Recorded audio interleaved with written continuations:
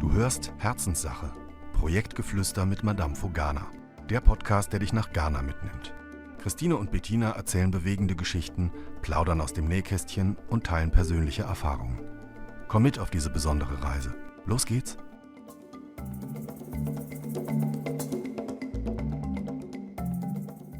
Hallo zusammen, hier sind wir wieder, Bettina und Christine. Herzlich willkommen zum Podcast bei Madame Foganas Herzenssache.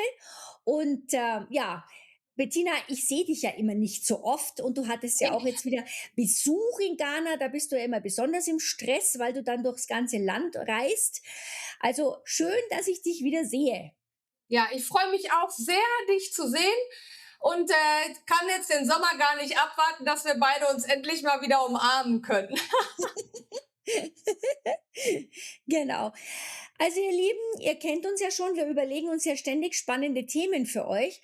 Und was wir so uns überlegt haben, weil man ja das auch immer mal wieder in der Presse so entnehmen kann, dass manche Sachen, Entwicklungshilfeprojekte grundsätzlich, also jetzt nicht von Madame Fo, sondern grundsätzlich, nicht immer so funktionieren, wie man sich das vorstellt.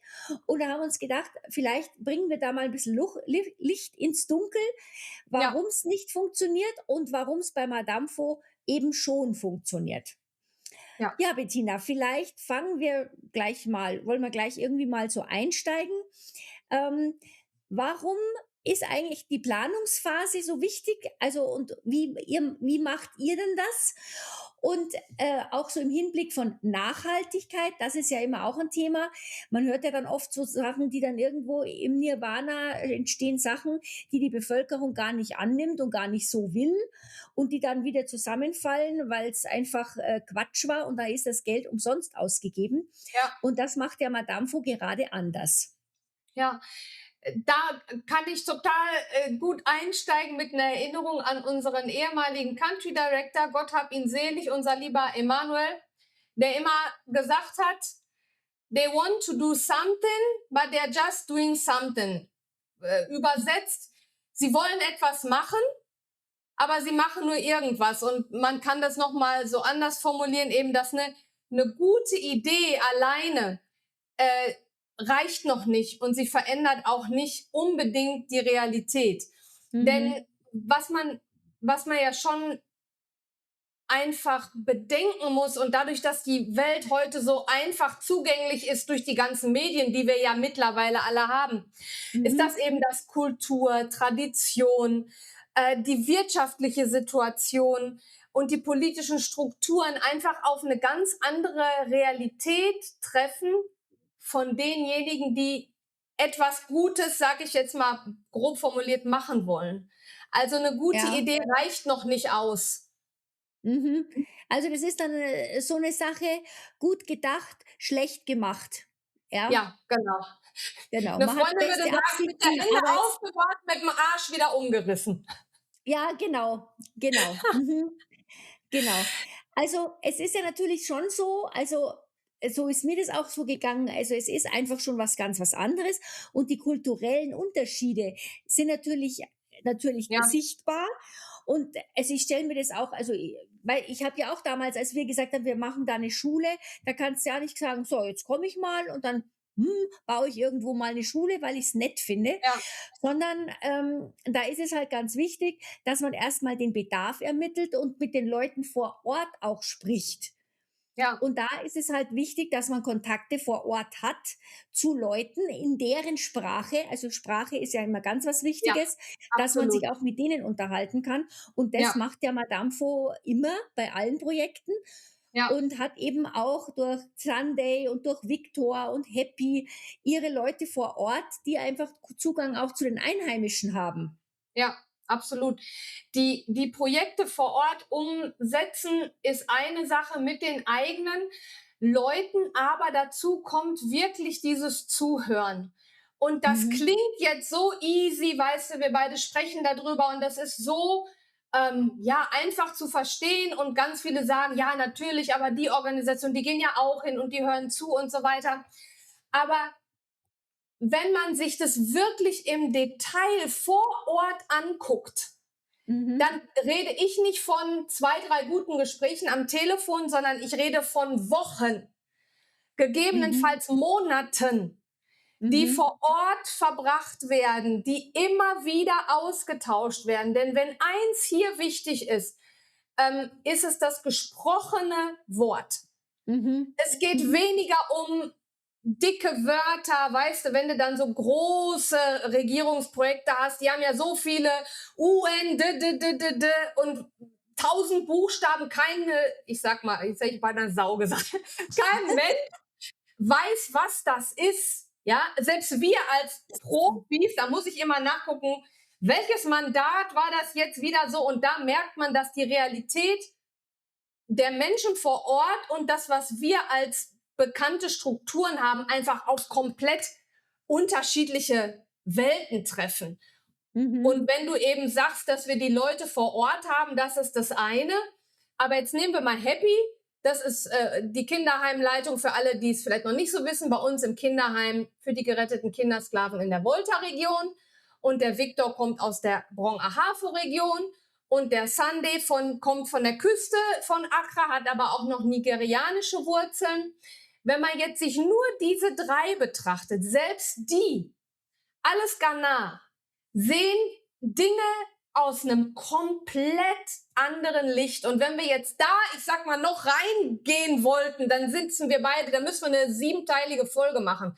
Vielleicht kann Mhm. man das einfach jetzt erstmal so, lassen wir es mal so dahingestellt sein und nehmen das mal an. Und Mhm. das ist eben etwas, was absolut nicht unterschätzt werden kann. Der Blick auf die Dinge und sie dann gemeinsam besprechen. Und damit meine Mhm. ich wirklich Stunden, Wochen, gegebenenfalls Monate. Und das muss man Mhm. erstmal leisten können. Ja. Und das Wissen für solche Gespräche, das muss man auch erstmal haben. Ja, ja, klar. Ja, und es ist natürlich schon so, dazu muss man aber auch, wie jetzt das bei Madame vorher ist, sie leben alle dort. Sie Ja, sind von da. ja, Und es kann jemand, der einfach, ich sage jetzt mal, ein deutscher Ingenieur, der mal lustig nach Ghana fährt und vielleicht da mal 2 Jahre ist, wenn er überhaupt so lange da ist, ja, und dann sagt er, ach ja, da bauen wir mal was hin, dann ist es eben mit einer jahrzehntelangen Erfahrung, die jemand macht, der dort lebt, gar nicht zu vergleichen. Ja, das kann der gar nicht liefern, weil er sagt, ja, ich mit meinem westlichen Denken und mit meiner Erziehung und mit meiner Prägung bin ja da ganz anders gestrickt als jemand vor Ort. ja, ja. Ja, genau. Und das geht Okay, selbst. also dann sind wir jetzt mal so, dann gehen wir mal von einem Projekt aus, ähm, dass ihr jetzt schon sagt, okay, ich habe jetzt da einen Sponsor, wir bauen da eine Schule oder eine Toilettenanlage oder einen Brunnen. Ja, Und ja, dann ist es ja ganz wichtig, und das finde ich auch ganz toll bei Madame Fo, das hat mich damals schon sehr beeindruckt, weil es ja von Fachkräften gemacht wird, die von vor Ort sind. ja, Also wo man nicht jetzt teuer irgendwelche Leute von draußen einkaufen muss, die dann wieder natürlich auch einen Haufen an Spendengeld verschlingen, sondern dass es die Leute vor Ort selber machen, sowohl die Fachkräfte als auch die Einheimischen im Dorf, die dann einfach untergeordnete Arbeiten machen können. ja, Also das ist ja auch ein ganz wichtiger Punkt, warum es denn dann auch gelingt. ja. Die eins der ich sag mal, Schlagwörter, die mir dazu jetzt einfallen, ist Verantwortung Mhm. und natürlich die Kompetenz vor Ort, aber sich auch zu identifizieren Mhm. mit Mhm. etwas. Und das ist etwas, ich meine, die Welt hat sich, ich mache das jetzt 25 Jahre, also ich sag jetzt mal so, vor 15 Jahren kamen dann die Schlagwörter auf, die du jetzt eben sagst, auch Nachhaltigkeit und so weiter. Das ist auch richtig so, aber man muss dann wirklich gucken vor Ort, was bedeutet das? Und ich weiß nicht, wie du dir das jetzt gedacht hast, aber vielleicht kann man einfach jetzt mal zum Beispiel eine Toilettenanlage Mhm. als Beispiel nehmen. Wie gestaltet sich denn das jetzt, dass es wirklich ankommt und dass sie benutzt wird? Und wie gesagt, darüber können wir uns Stunden unterhalten. Ich mache jetzt noch mal ein Beispiel konkret, was es bedeutet, zu wissen, was man tut bei einer Toilettenanlage. Damit können wir uns alle identifizieren, weil wir alle müssen mal auf ein stilles Örtchen gehen. Und gerade wenn man viel reist, vielleicht der ein oder andere, der jetzt auch zuhört und schon mal in Ländern war, vielleicht einfach, wo die Hygienesituation nicht so auf Reisen ist wie bei uns, dass man an eine Tankstelle fährt oder wie in, sag ich mal, in Ländern, wo einfach so eine Infrastruktur dann da ist. Mhm. Das ist das eine. Und das andere ist einfach, jetzt bauen wir zum Beispiel für eine Schule oder für ein Krankenhaus oder so eine Toilettenanlage. Jetzt kommt es da, als würde man ja sagen, ja, das ist ja klar, muss irgendwie ein Raum sein, wo man nicht reingucken kann, vielleicht gut belüftet. Ja, wissen wir alle, stinkiges Klo zu gehen ist auch nicht so toll. Das ist alles gut. Aber jetzt wissen wir beide das natürlich, weil wir das hier schon eine Weile machen. Jetzt ist aber die Frage, was für eine Toilettenschüssel nimmt man denn da? Wenn man das jetzt nicht weiß, würde man natürlich ganz einfach so ein Wasserklosett, WC, ne, wie bei uns, Topf, Dings, hier Rohr nach unten und so weiter.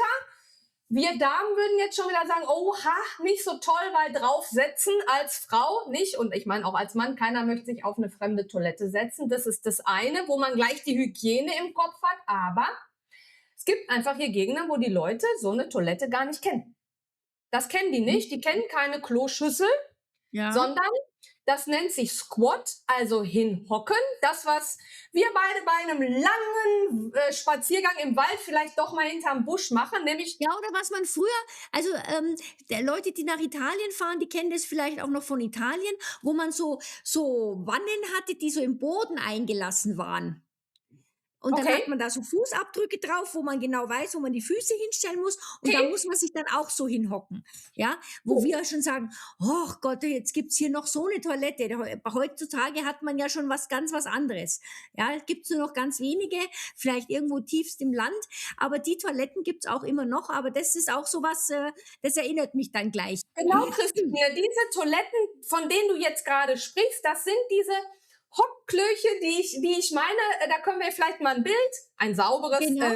gutes Toilettchen einmachen, weil ich finde die super, weil wenn du hier über Land unterwegs bist, ne, also ich sag jetzt mal, gut, wenn man 80 ist, ist es mit dem Hocken vielleicht so blöd, aber ich sag mal, ich kann noch hocken, da berührt man halt nichts. Weißt du, da geht alles, was man loswerden will, ich berühre und um auf unser Thema zurückzukommen, das ist halt wirklich so, es gibt Gegenden, wo sie einfach so eine Wassertoilette, Watercloset, WC nicht haben möchten. Und wenn das einfach nicht bedacht wird und technisch, das ist auch technisch eine ganz andere Geschichte. Wenn das nicht gemacht wird, wird diese Toilettenanlage nicht benutzt. Und da kommen wir jetzt zu dem, ja Gott, hätte man sie ja mal fragen können, ganz genau. Genau, Aber ja. die Frage ist nicht nur, ja, erzählt doch mal, sondern auch die richtigen Fragen zu stellen. Als Organisation, als umsetzender Projektleiter. Denn die Dorfbewohner, für die ist es klar, ja, die wissen, was sie im Kopf haben, aber wir können ihnen ja nicht in den Kopf gucken.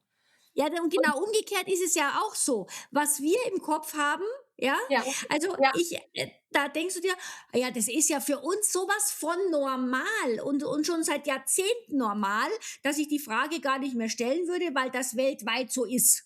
Ja, Und das ist eben da nicht so. Ja, genau. ist klar. Und Ja, da sind wir dann bei Zuhören und so ein Gespräch, das kann man sich einfach nicht, hat man auch ein bisschen im Gespür, ja. Das kann wirklich Wochen dauern, weil man ja guckt, wo baut man es, für welche Zielgruppe und so weiter. Und das sind einfach Sachen, die nur Organisationen umsetzen können, die lokal vor Ort verankert sind und eben diese Kompetenz haben, das große Ganze, sag ich jetzt mal, im Blick zu haben und nicht nur zu sagen, natürlich ein Ingenieur, der weiß, wie man das baut, wo die Rohre hinkommen und so weiter, Schlüssel, Abschloss und so weiter. Das ist ja aber nur die technische Komponente. Es geht ja hier um die soziale Komponente der Menschen, die das Projekt dann eben bekommen oder beantragt haben. Und da bist du vollkommen auf dem richtigen Weg mit deinen Anmerkungen eben, wie sieht das vor Ort aus mit den Mitarbeitern? Ne? ja. Und dann wir haben uns jetzt ja für die Toilettenanlage entschieden. Wir haben das alles geklärt mit den Ja, Gesprächen, Viktor war da vor Ort, hat da mehrfach Gespräche geführt und so weiter. Und dann wird's ja umgesetzt. ja, Und dann, machen aber ja die Leute vor Ort, also der Müller-Meyer-Huber auf Deutsch, der ja, hilft mit, um das Projekt zu realisieren. Also da werden jetzt nicht ganze Mannschaften von außen hingekarrt und bauen dann da die Toilettenanlage, sondern das machen Leute, die vor Ort in dem Dorf ja wohnen, zum Großteil. ja, absolut.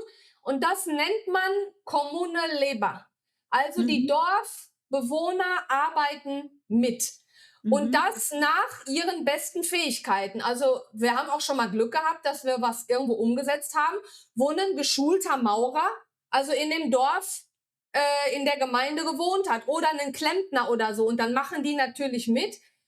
Die technische Leitung, jetzt für alle, die denken, oh Gott, mit meinen Spendengeldern wird dann irgendwas gebaut, was dann nach 2 Tagen einstürzt. Nein, so weit geht die Hilfe dann nicht. Die Umsetzung machen natürlich Profis, ja. Also unser Kinderheim hat 2 Stockwerke, wir haben andere mehrstöckige Gebäude, das kann ja jetzt keiner bauen, der keine Ahnung hat. Ja. Aber diese ganzen, ich nenne es jetzt mal Basisarbeiten, wie Wasser ranbringen, ja, Zement mischen, Steine tragen, Mhm. helfen, den LKW abzuladen oder. All Mhm. das macht eben die Dorfgemeinschaft. Und Mhm. das klingt natürlich auch so einleuchtend. Da muss man dann jetzt aber beachten, was ist gerade bei denen los? Weil ich sage jetzt mal, bis wir beide einen Termin haben, um einen Podcast aufzunehmen, das kostet auch uns schon manchmal 2 Wochen. So, Ja. es ist ja die Lebensrealität der Menschen in so einer dörflichen Struktur, sag ich jetzt mal, eine ganz andere. Die haben den ganzen Tag, also 24 Stunden rund um die Uhr eigentlich irgendwas zu tun, weil das Leben so anstrengend ist, weil es keine Maschinen gibt, die ihnen das Kochen, Putzen, Waschen, Bügeln abnehmen. Ja, ja, und weil's Die heiß sind ist auch. sowieso bis hierhin, also ich habe so Ja. gemacht, über den Mhm. Kopf beschäftigt. Wann sollen die jetzt noch 10 Stunden helfen, Steine oder so zu tragen? Ja, Mhm. also das muss man wissen. Wann ist Mhm. Regenzeit? Wann ist Trockenzeit? Wann baut man am besten? Gibt es rituelle Feste oder Feste, an denen die Gemeinde nicht verfügbar ist? Gibt es besondere Tage, wo sie ganz viel Zeit haben? Ja, Mhm. Mhm. zum Beispiel, ein Beispiel, wir waren jetzt erst vor 2, 3 Wochen in einer Gemeinde, um Bambus zu ernten für unser Bambus Builds Future Projekt. Ja, das ist ja etwas, was wir gerade erst aufbauen. Ne? Also muss man einfach, wir lernen auch, wir sind nicht perfekt, aber wir wissen halt, wie wir an die Lösung kommen. Und da ist Sandy Mhm. dann eben in die Gemeinschaft gegangen mit dem Farmer, um zu schauen, wer von den Dorfjugendlichen, sage ich jetzt mal, mithelfen kann, den Bambus zu ernten. Mhm. Und dann ging das bei denen nur an einem Freitag. Mhm. Und dann ist es so. Ja, Und dann ja. kannst du natürlich jetzt, da musst du ne planen, wann kann der LKW kommen? Wann sind die Schippen oder was auch immer dann zur Ja, ja. Verfügung? Mhm. Mhm. Ne? Das kann man nur planen, wenn man auch da die richtigen Fragen stellt, wenn man überhaupt weiß, dass man fragen muss, sag mal, wann könnt ihr eigentlich? Ja, Ne? ja, klar. Weil sonst kommt da einfach irgendwann der LKW und man geht davon aus, sie können immer und dann steht der LKW da und keiner ist da, weil es eben nicht geht, weil es heute Mittwoch ist und nicht Freitag. Genau, Ja? weil zum Beispiel heute Markttag ist Ja. und Mhm. keiner am Markttag kann. So. Ja. Und ich glaube, so aus den letzten 10 Minuten wird schon auch deutlich, wie komplex das alles ist. Jetzt sprechen wir von den Menschen und den Gegebenheiten vor Ort. Jetzt ist das Ganze ja auch einfach in eine größere Struktur eingebettet, in eine größere Gemeinde, in Mhm. die lokale Regierung, in Mhm. die Infrastruktur. Gibt es da überhaupt eine Straße hin? Haben Mhm. die überhaupt Strom? Wie Mhm. oft haben die Strom? Gibt es Stromausfälle? Ne? Bei Mhm. Regen ist die Straße überhaupt befahrbar? Das sind alles, und da könnte ich jetzt noch 30, 40 weitere Fragen machen, die wir abfragen, bevor wir überhaupt irgendwas anfangen. Ja. Und Mhm. deswegen meine ich, diese Gespräche vorher können Wochen dauern, Ja, ist weil man klar. Mhm. natürlich auch die richtigen Ansprechpartner des Dorfes haben muss. Nicht jeder hat auch die kompletten Antworten. Ja, Mhm. Mhm. da ist, wie Victor immer sagt, there's more to it. Da gibt es Ja, einfach so viel mehr zu bedenken, wo man sich jetzt, wenn man gut gemeint, aber schlecht gemacht, ja. wenn man das nicht alles bedenkt. Mhm, Und mhm. da kann einfach in dieser ganzen Geschichte, von der wir jetzt ja, das ist ja so eine Entwicklung, wir reden ja von Tagen und Ja, Monaten, ja, das kostet natürlich Geld.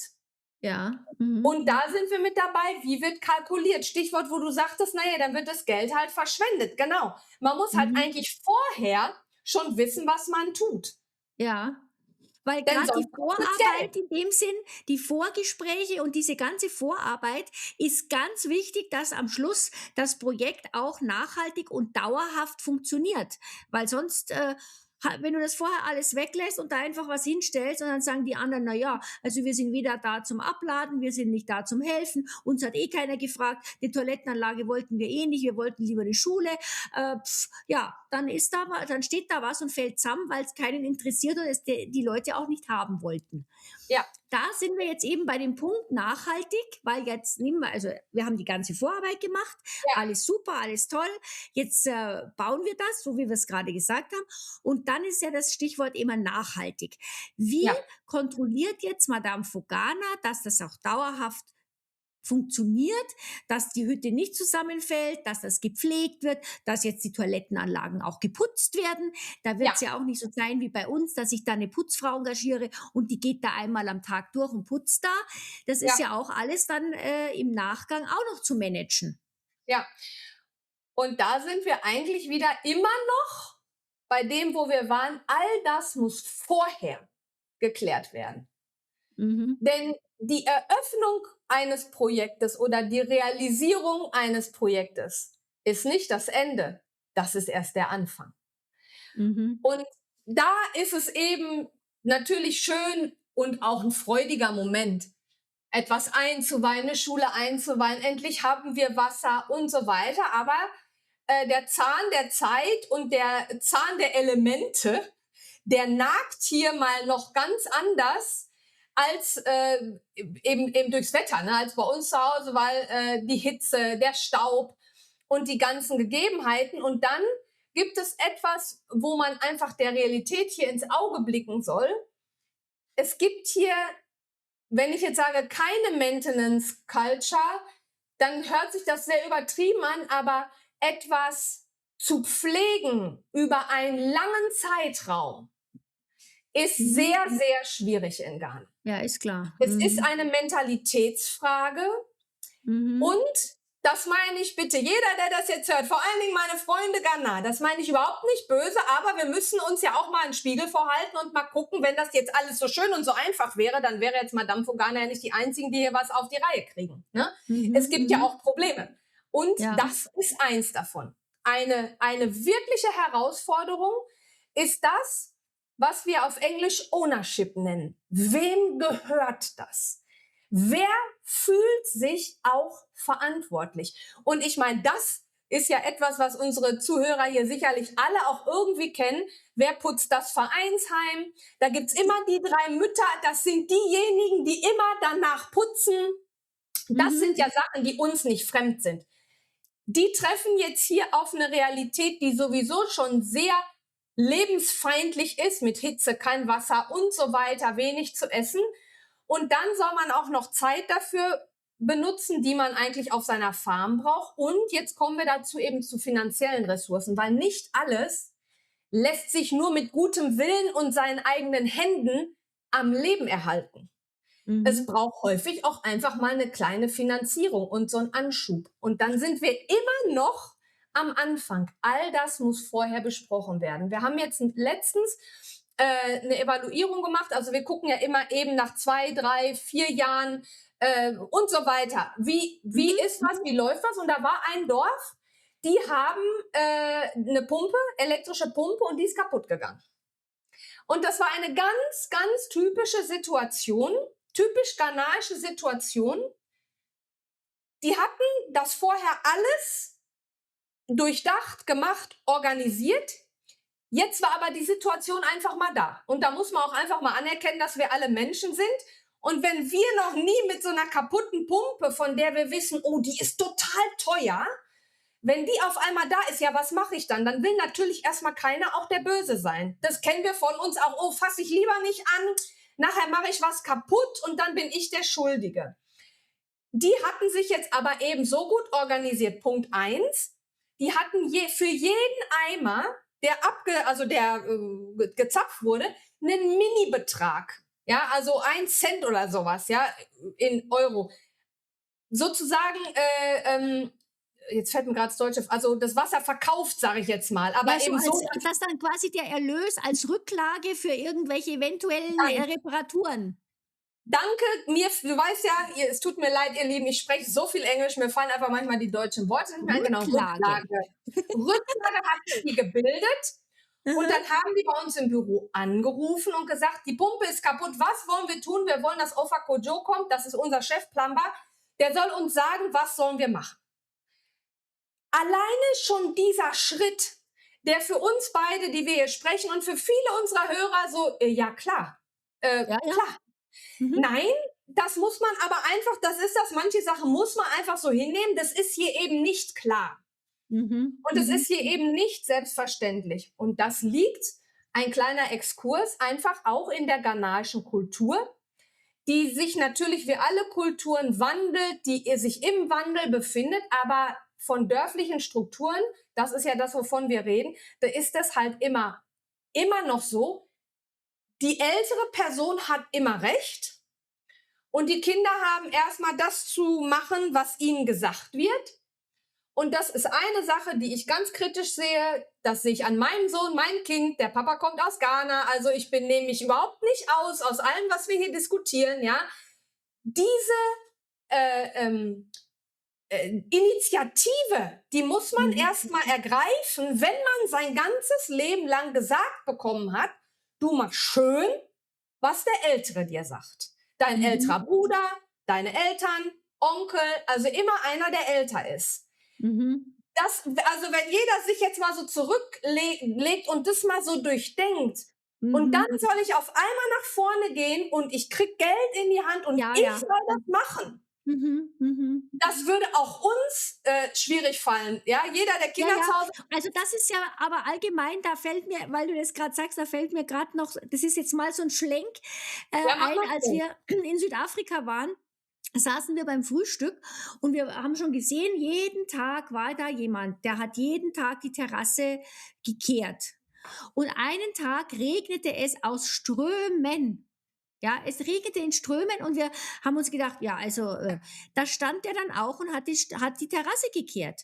Und wir haben gesagt, der braucht doch jetzt nicht die Terrasse kehren, es regnet. Ja, und da hat uns dann auch diese Hotelchefin erklärt, ja, aber die haben das gesagt gekriegt von mir, ich übergeordnet, du kehrst jeden Tag die Terrasse. Wir würden sagen, das eigene Denken würde mir sagen, ja, heute regnet es, heute brauche ich nichts machen an der Terrasse. Geh zur Chefin und sag, was soll ich machen? Heute regnet es, hast du eine andere Arbeit für mich? Ja. Und da ist es genau so, ja, ich krieg das gesagt, ich mache das. Und da kriege ich ja immer die Krise, weil ich denke mir immer so, ja, jeder muss doch mal selber denken und jeder muss mal hier und so. Aber das ist da eben ganz anders von der Struktur her, dass man da einfach umdenken muss. Genau. Absolut. Also das eigene Denken, die eigene Initiative kollidiert quasi eigentlich mit dem Fakt, dass die Menschen hier total erfindungsreich sind, weil sie eben nicht mal eben in den Baumarkt fahren können und die richtige Schelle und den richtigen Schlüssel, sondern das muss irgendwie gedengelt werden, damit es funktioniert. Und das sage ich ja, das knallt aufeinander und da ist es dann an den Umsetzenden, an uns zum Beispiel, zu schauen, wie können wir da eben die Ausnahme aber zur Regel machen, so dass sie es aber verstehen und sich wohlfühlen, dass es ihrs ist, dass es angenommen wird. Ja. Und das ist langwierig, das ist sehr, sehr aufwendig und Gespräch über Gespräch. Ich habe Leute, die arbeiten seit 25 Jahren für mich. Das schaffen die einfach immer noch nicht. Ich hatte eine Bestellung für Material, also Maschinen. Da sind wir ganz spät am Samstag hingekommen. Also der Mitarbeiter ist ganz spät am Samstag hingekommen, dann machte der Laden schon fast zu. Und dann hieß es, machen wir am Montag. Ja, ich hatte aber die Anweisung nicht gegeben. Und um 11 Uhr am Montag rufe ich an und sage, hör mal, wie weit ist denn das? Sind die Maschinen da? Oh, da bin ich noch gar nicht hingefahren. Wie gesagt, ich sage es nochmal, ich liebe euch alle, meine Leute in Ghana und wo immer ihr seid, aber das hat ja einen Grund, warum da nicht mitgedacht wird. Und diese Kritik müssen wir einfach mal annehmen, weil es ist nicht alles schön, weil wenn alles schön wäre, dann sähe es ja hier anders aus, dann bräuchten wir Madame Fogana nicht. Und andere gute Organisationen. Also, da sage ich immer, it is what it is. Es ist einfach so, wie es ist. Dann müssen wir auch mal diese Kritik aushalten können. Dann wäre das ja nicht so. Und das muss man einfach, selbst ich, 25 Jahre hier, dachte mir, oh, das gibt's doch jetzt nicht. Und ich brauche diese Dinger hier jetzt unbedingt in Kumasi. Ich habe eigentlich gedacht, sie wären quasi schon im Überlandbus auf dem Weg. Und selbst nach 25 Jahren fällt mir das nicht ein, zu sagen, Mensch, oh Gott, ich muss den am Montagmorgen erinnern, dass der in den Laden. Das war für mich so klar, weil der Mitarbeiter auch sagte, ja, dann, ich habe mit dem Ladenbesitzer gesprochen, wir machen es am Montag. Das habe ich abgehakt, weil ich noch 10.000 andere Sachen zu erledigen hatte. Du hast gedacht, der geht dann gleich bei Ladenöffnung, der steht ja schon vor der Tür. Verstehe schon. 8:30 Uhr habe ich gedacht, steht er da vor dem Rolltor und so, war aber nicht. Es ist, was es ist und jetzt, ne, das ist kompliziert und schwierig.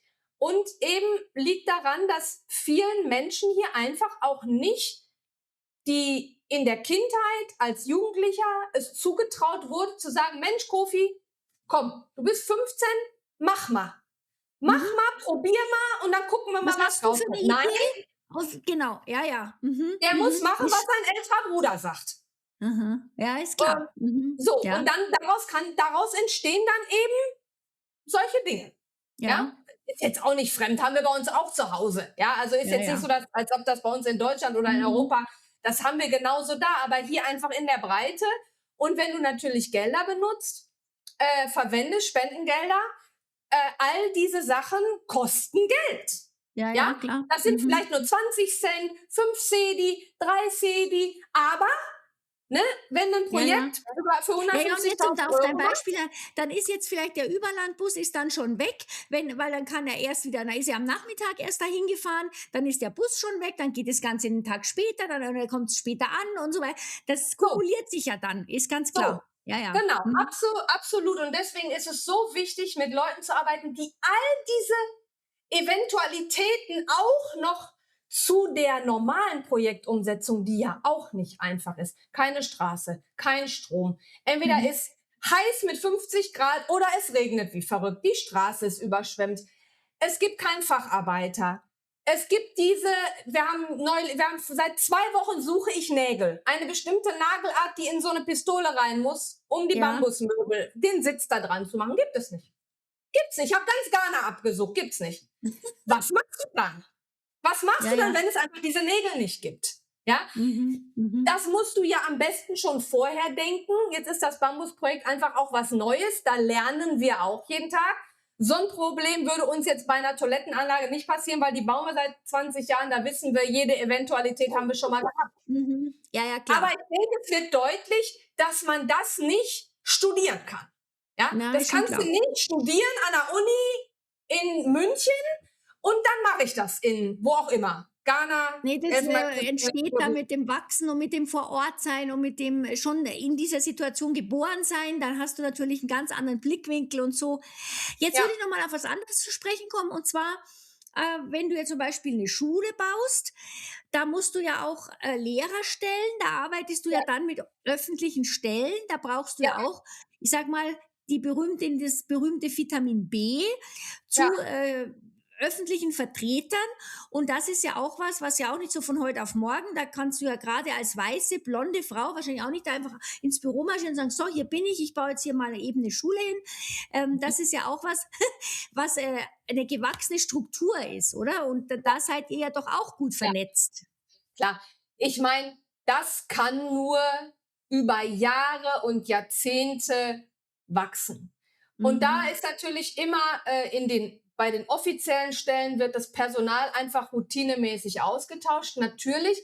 Wir haben natürlich da eine andere Sichtweise, Stichwort, dass es eben dann nicht zu einer Korruption kommt, dass sich diese Strukturen verfestigen und sie da ihr eigenes, sage ich jetzt mal, Ding machen und einfach nach Jahren das da so aufgebaut haben, dass da jeder sich die Taschen voll macht. Das ist eine ganz berechtigte Kritik, die man so hinnehmen muss. Die kollidiert aber total damit, dass sowas eigentlich nur über Jahre und Jahrzehnte aufgebaut werden kann. Ne? Ja, Und da klar. muss man einfach sagen, da kommt dann Vertrauen, Kompetenz, Integrität und Charakter der Personen zum Tragen, die diese Dinge einfach durchführen. Ja?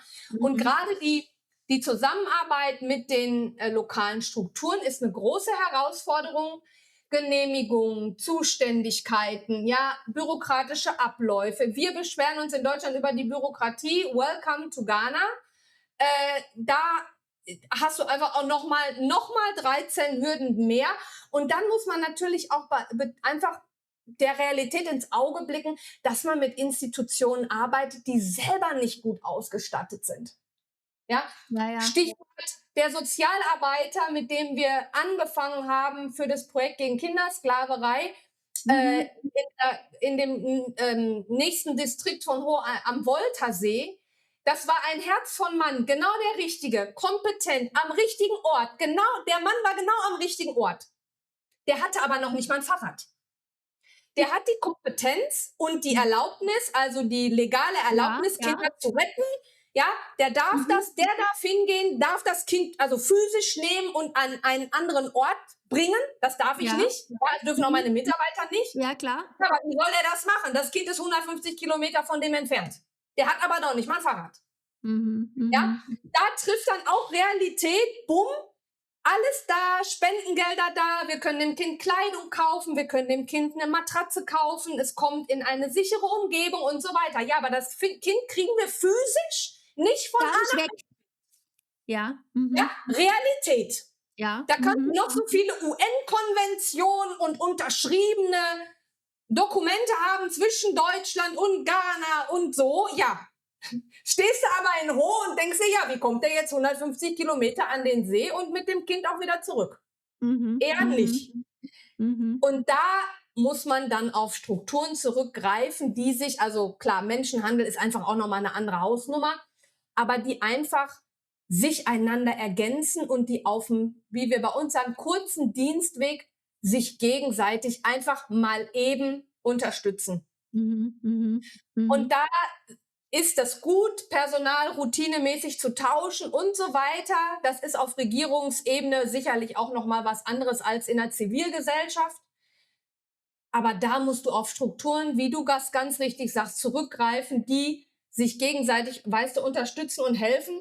Und dann zwischen diesen verschiedenen Behörden, also Wasser ist jetzt Gesundheit, dann kommt es drauf an, wo wir bohren, dann kann das Landsministry sein, dann kommt da vielleicht noch Chieftaincy zu, also wo die Chiefs, sie haben auch ein eigenes Ministerium. Da ist so viel einfach auch zu machen und zu beachten und zu tun. Und das kann einfach auch seine Zeit dauern. Und dann komme ich ins Spiel, ich sage immer, ich habe keine Zeit. Ne? Ich habe keine Zeit. Genau. Das muss heute passieren, weil wir wollen die heute retten. Die haben heute kein Wasser. So. Und das kollidiert dann alles miteinander. Und wenn wir nicht so tolle Leute hätten wie Victor, Sandy, Happy, Claude, Faustina, unser Accounting-Team, John, Constance, wenn wir die nicht alle hätten, dann könnten wir einpacken. Aber das sind alles Einheimische und die gehen einfach auch, ich sage immer, wie sagt man es auf Deutsch, der Extra Mile. Also die machen einfach nochmal eine Überstunde, wenn es dann weil sie eigentlich auch an der Sache interessiert sind, ja. So. Und nicht sagen, na ja gut, da mache ich jetzt eine Überstunde, aber da will ich die dann auch bezahlt haben oder will dafür freikriegen oder wie auch immer, sondern die sind einfach auch von deiner Sache überzeugt und sehen ja auch, welchen Erfolg das hat und was es bringt. Und absolut. Ja, absolut. Das sind einfach Dinge, die kann man nicht am Tisch planen, die kann man nicht machen. Eine kleine Anekdote, wir hatten ja dieses, wo ich gesagt habe, wir konnten nur am Freitag ernten, den Bambus, weil nur da die Leute helfen konnten. Ja, wir sind fertig, also fast fertig. Ich sag zu Sunday, ich habe so einen Hunger. Kannst du mal gucken, jetzt bin ich auch noch Vegetarier, ich kriege da sowieso immer schlecht was zu essen. Ich sage, kannst du mal gucken, ob du vielleicht irgendwo so Bananen oder sowas kaufen kannst? Ja, also nur mal sowas eben. Und dann kam der 2 Stunden nicht wieder. Und mein Magen hing an den Knien und jeder, der mich kennt, weiß, ich kann alles ertragen. Aber wenn ich Hunger habe oder müde bin, dann ist es echt bei mir Bist du Ende. unleidlich, ja? Ich sag zu Viktor, wo ist das Essen? Da haben wir Sunday versucht anzurufen. Was war passiert? Die Straße nach Kumasi war komplett gesperrt. Keiner wusste warum. Ich habe mal dann bei Google Maps geguckt. Es war die nächsten 40 Kilometer rot. Und Sunday stand jetzt in diesem Stau. Und wir wollten eigentlich zurück nach Kumasi fahren. Und sind um 5 Uhr nachmittags wollten wir los, wollten so um 8 Uhr da sein. Ja, da waren wir um 2 Uhr morgens da. Und am nächsten Morgen mussten die Schreiner aber den Bambus schon tauchen, weil das hat ein Zeitfenster. Ich sage, ich habe das, glaube ich, schon mal in einem anderen Podcast oder so gesagt, oder jeder, der mal mir so häufig zuhört, sage ich immer, es gibt einfach bestimmte Jobs, die kannst du nicht machen, wenn du nicht Herzblut hast. Krankenschwester, Polizei, Feuerwehr, ja, alles mit Medizin kannst du nicht, wenn du nicht bereit bist, einfach auch selber dich zurückzunehmen. Ja, jetzt standen wir da. Alle Mann. Mit einem Pickup voll Bambus. Keiner hatte was gegessen. Niemand kriegte irgendwas zu essen in 40 Kilometer komplett gesperrter Straße. Und das kann in Ghana auch mal eine Woche dauern, bis die wieder auf ist. Die Rückfahrt war abenteuerlich. Aber einfach nochmal genau, was du sagst, das kannst du einfach nicht umsetzen, wenn du nicht vor Ort die Menschen hast und die Ressourcen und dir zu helfen weißt, ja, dann geht es einfach. Geht es einfach nicht. Und nicht effektiv. Ja, genau. Ja, also ich denke, das haben wir jetzt schon ganz gut erklärt, gell, warum es denn bei Madame Faux anders ist und dass es ja mehr dahinter steckt, weil man kann ja immer sagen, oh ja, Ja. das ist ja alles super bei Madame Faux, das klappt ja alles wie am Schnürchen. Also ich kann mich noch erinnern, als wir gesagt haben, ja, wir machen jetzt die Schule und 3 Monate später war die dann eröffnet. Also das dauert ja bei uns 3 Jahre, bis mal so eine Schule dann, ja, wenn es reicht, weil wir brauchen ja dann ein Planfeststellungsverfahren und was weiß ich. Also das geht ja bei uns viel länger, da war ich ja ganz überrascht. Aber man sieht halt schon aufgrund dieser kulturellen Unterschiede, die man halt hat, dass es nicht immer ganz so einfach ist und umso wichtiger ist, dass man Leute vor Ort hat, die die Kontakte zu der Administration haben, die von vor Ort sind, die die Landessprache sprechen, die Ja. Kontakte zu den Leuten haben. Ja. Und von daher, genau. Nee, also Absolut. ich denke, ja, und dass Madame Faux nachhaltig arbeitet, das wissen die uns ja schon lange zuhören, wissen das ja, dass es einfach gut funktioniert, aber auch immer kontrolliert wird, weil man auch, also das hat mir auch einer erzählt auch in Ghana, ja, wenn wir das nicht pflegen und nicht instand halten, dann können wir auch nie wieder was bei Madame Faux beantragen. Ja. Genau. Ja, klar. Ja, Weil es einfach wichtig ist. genau. Dazu möchte Und ich auch, noch dass mal die erwähnen. Eigenverantwortung dann da ist, Ja. dass man sagt, ja, jetzt habe ich das bekommen und jetzt muss ich mich auch drum kümmern, dass das immer funktioniert, dass das immer instand gehalten wird. Ich weiß, als wir das 2. Mal in Ghana waren, war dann die Schule schon wieder runtergestrichen, ja, was wir jetzt bei uns nicht so oft machen würden, aber aufgrund der Hitze und der Sonneneinstrahlung verblasst das ja alles viel schneller und da haben die das ja dann schon wieder gestrichen gehabt und so. Also es funktioniert alles wirklich super. Also ja. Ja. Ja.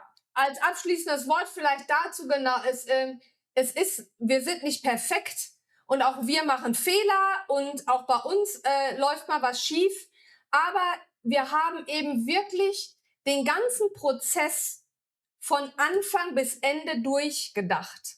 Ja? Und wenn dann eine Straße gesperrt ist oder wie in Yama das Kinderheim abbrennt, dann ist es so, wir sind nicht perfekt, aber wir gehen so weit und mit so viel Engagement, vor allen Dingen die Mitarbeiter vor Ort.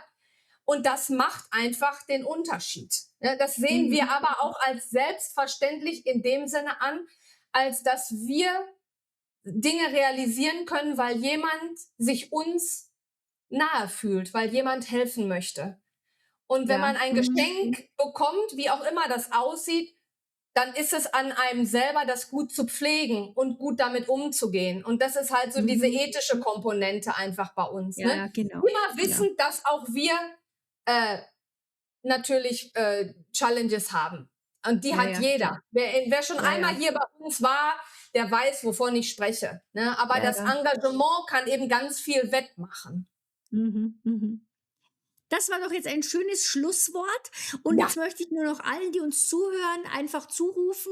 Ihr seht, es funktioniert super bei Madamfo, trotz aller Schwierigkeiten, auch klimatischer Probleme, die ja noch hinzukommen, jetzt im Vergleich ja, zu uns und so weiter, wie sie eben gerade gesagt hat, oder Straße einfach gesperrt oder kein Strom da, was ja alles noch komplizierter, noch schwieriger macht.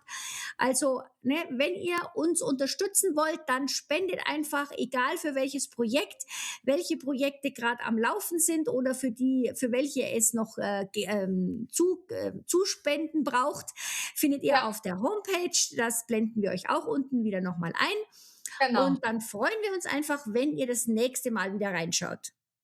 Ich danke dir, Christine, für das schöne Schlusswort. Genau, ihr wisst, ihr könnt uns schreiben, ihr findet uns, wir sind auf jedem Kanal zu erreichen. Ich würde mich persönlich noch freuen, wenn ihr diesen Podcast auch teilt, vielleicht mit Freunden, Familie und so weiter, auf Mhm. Social Media, auf eure Seite packt. Genau, folgt uns, schreibt uns gerne alles unten in den Shownotes. Und dann habe ich nichts weiter zu sagen, Christine, als dir noch einen schönen Resttag zu wünschen. Ja, das wünsche ich dir auch. Schwitz nicht allzu sehr. Ja, Gut. dann bis zum nächsten Mal. Zeit, Tschüss, macht's meine gut. Liebe.